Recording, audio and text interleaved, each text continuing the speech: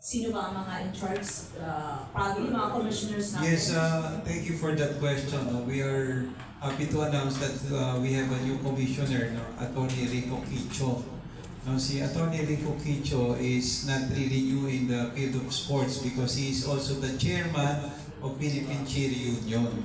Yung in charge, yung partner natin sa cheerleading competition. Aside from that, may experience din siya na naging sports executive na isang team, na isang professional league sa basketball. And of course, he is a former dean of 2 universities and currently teaching in law and law practitioner as well. So he has been very active, no? Even right now as we speak, he has been actively coordinating with SBP, no?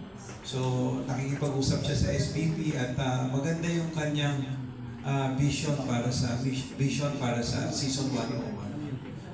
Yung ngayon very particular to pibalize the basketball, no? Pibalize, so specifically to ensure that we apply the basketball rules of FIBA for 2024 edition. Okay, so thank you so much po for gracing our PSA Forum. Yes, Dr. Lawrence, your invite again sa lahat ng ating mga kaibigan as Season 101 of NCAA begins. Salamat. Inaanyayahan namin lahat na manood bukas ng opening ng ating NCAA Season 101, October 1, 2025. Makita-kita tayo daw. Yes, and Director Paul Suman, please.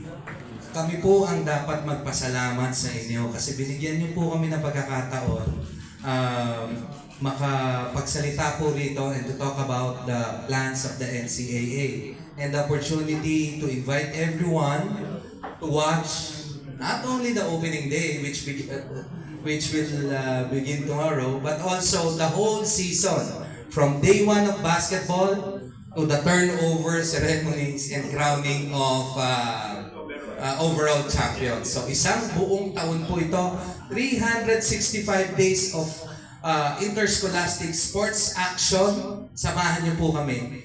And ito po yung tema natin ngayon. Samahan niyo po kami while we are building greatness. Mabuhay po kayong lahat. Maraming salamat po our honorable gentlemen from the NCAA. Tomorrow, opening, season 101, and more things to come para sa ating wildest Pioneer Collegiate League sa Pilipinas. God bless everyone. Maraming salamat.